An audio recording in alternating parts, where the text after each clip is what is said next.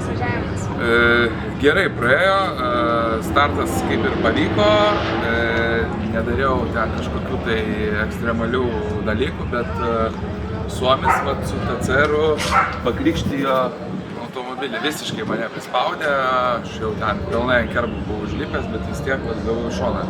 Aišku, aš paskui jį sėkmingai apsilenkiau ir nuvažiavau. Tai netikėtai dabar rezultatai atėjo, tai trečias šalau, tai labai džiaugiuosi ir mašiną baigėm puikiai.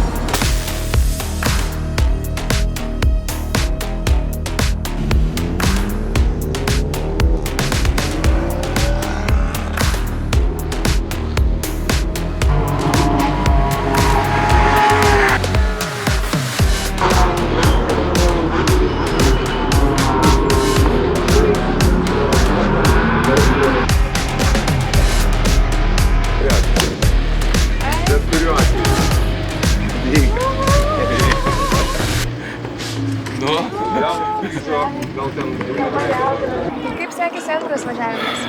Gerai sekėsi, startavau iš 6 vietos bendrai, tai savo klasėje aš turbūt trečias gal startavau, paskui nukritau į prieš paskutinę poziciją.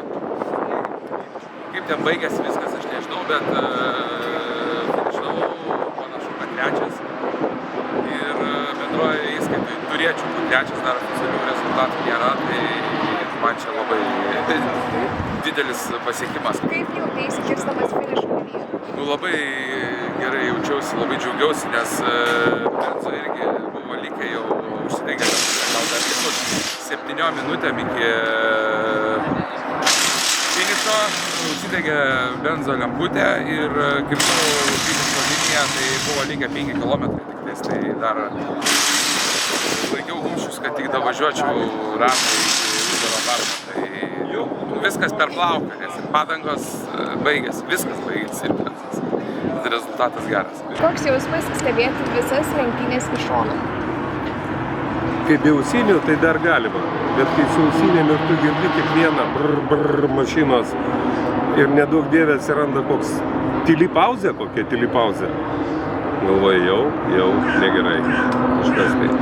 Tai ir ypač paskutiniam važiavime, kada galvojam, kad gali kuras baigtis, tai tos paskutinės 6 minutės, man turbūt kaip 6 valandos.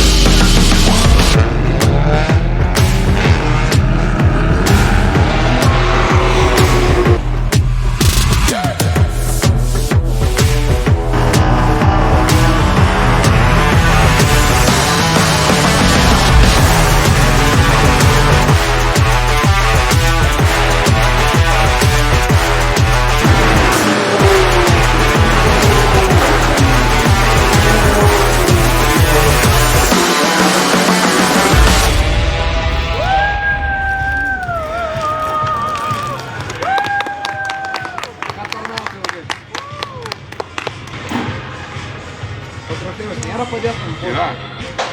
Čia toks šlapės, ten pasilaistėt, ne? Pasilaistėt. Ant kapoto. Ką, varos, nevertų dušą? Ačiū. Tai žodis išlapai?